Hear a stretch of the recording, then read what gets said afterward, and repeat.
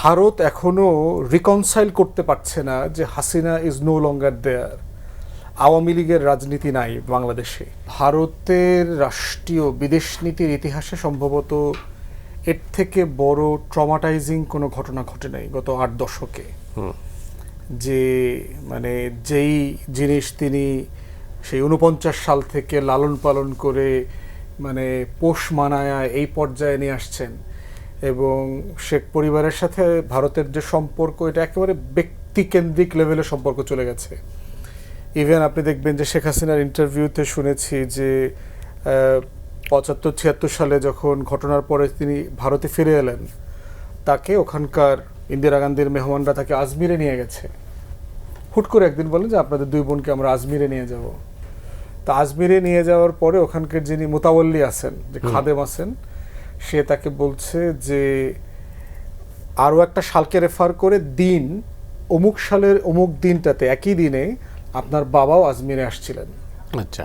এবং ওইখানে কি একটা সাইনিং বুক টুক আছে, ওখানে কোনো একটা কমেন্ট করেছে রয়েছে, এরকম বলে দিল আর কি। তো শেখ হাসিনা খুব আপ্লুত হয়ে গেছে, কিভাবে মিলে গেল। মানে শেখ হাসিনা মনে করলো যে এটা একটা ডিভাইন জিনিস আর কি, যে কোইন্সিডেন্স হয়ে গেছে। আসলে তো এটা কোইন্সিডেন্স না, এটা গোয়েন্দা সংস্থা প্ল্যান করে এই দিন তারিখে তাকে নিয়ে গেছে। তো ৫ই আগস্টের ঘটনাটা হচ্ছে ভারতের জন্য সবচেয়ে, অথবা রয়ের জন্য যদি বলেন, এর আগে যারা ছিল ইন্টারন্যাশনাল ব্যুরো ছিল আইবি, তাদের কালেকটিভ হিস্ট্রিতে ৭১ যেভাবে সবচেয়ে বড় সাকসেস, ৫ই আগস্ট ২০২৪ হচ্ছে ভারতের ফরেন পলিসির হিস্ট্রিতে সবচেয়ে বড় ফেইলিয়ার, ডিজাস্টার আর কি, বিপর্যয়। তো সেই জায়গাতে আমরা বোধ করতেছি যে ভারত এখনো রিকনসাইল করতে পারছে না যে হাসিনা ইজ নো লঙ্গার দেয়ার। আওয়ামী লীগের রাজনীতি নাই বাংলাদেশে। এই জিনিসটা রিকনসাইল করতে না পারার, এটা হলো শক স্টেজ বলে পার্সোনাল লেভেলেও। আমরা যখন একটা বিরিফমেন্টের খবর পাই যে আমার আত্মীয় মারা গেছে, বাবা মা মারা গেছেন, তো স্যার যে শকটা ফিল করি, ভারত এখনো ওই শকের ইয়েটা মানে দোটানাটা এখনো শেষ করতে পারে নাই। এই জন্য তার আচরণে দেখবেন প্রচুর বৈপরীত্য আছে। বৈপরীত্য কি? দীনেশ ত্রিবেদী গিয়ে দেখা করে বলছে যে আমরা তো দরজা খোলা রেখেছি, মাননীয় প্রধানমন্ত্রী কবে আসবেন। এই কথা বলার আবার ২৪ ঘন্টার পরে রাতের মধ্যে হচ্ছে আবার এফসিসিতে মিটিং হইতেছে হাসিনাকে নিয়ে।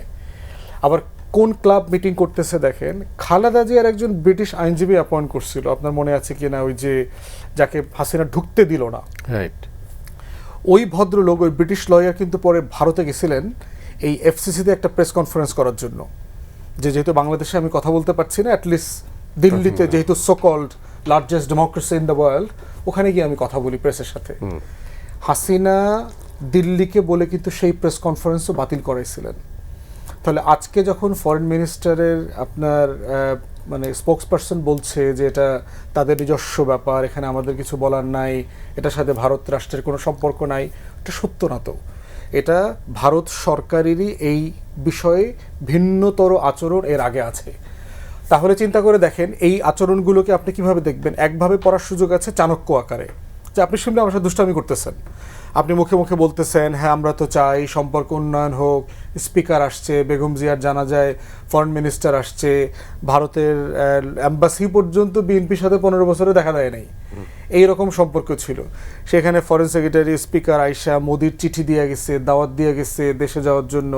এগুলো যখন বলছে তখন সে প্রতিদিন আপনার পুশিন করতেছে রাতের বেলায়। সীমান্তে আপনার যে ঘটনাগুলো ঘটছে, আমাদের পশ্চিম বাংলা, আসামের ইলেকশন ক্যাম্পেইনই হয়েছে বাংলাদেশকে কেন্দ্র করে। তো সেই রকম একটা রিয়েলিটিতে, এবং তাদেরকে আপনি কন্টেইন করবার জন্য চেষ্টা করছেন না, কিন্তু আপনি অন্যদেরকে কি কন্টেইন করছেন না? আপনি ককরোচ জনতা পার্টিকে কন্টেইন করেন নাই? তার ফেসবুক পেজ কি খায়া দেন নাই? তাহলে আপনি গণতন্ত্রের কথা বলছেন, কন্টেইন করছেন না, রাজনীতি, ডেমোক্রেসি, তার বক্তব্য আমি কিভাবে কন্টেইন করব? কিন্তু আপনি তো অন্য অনেকের বক্তব্য কন্টেইন করছেন। আপনি যেই শিক্ষাবিদ ককরোচ জনতা পার্টির ওখানে গিয়ে অনশন করছিল, তাকে পুলিশ গিয়ে জোর করে ধইরা আইনা হাসপাতালে নিয়ে তাকে খাওয়াইছে না, ফোর্সফিট করছে না, তার অনশন ভাঙাইছে না? তো করছে তো। তাহলে এই যে ভারতের আচরণে মানে কন্টিনিউয়াসলি আমরা যে ইনকনসিস্টেন্সি দেখতে পাচ্ছি, এইটা একটা ভালো সম্পর্ক তৈরির ক্ষেত্র না।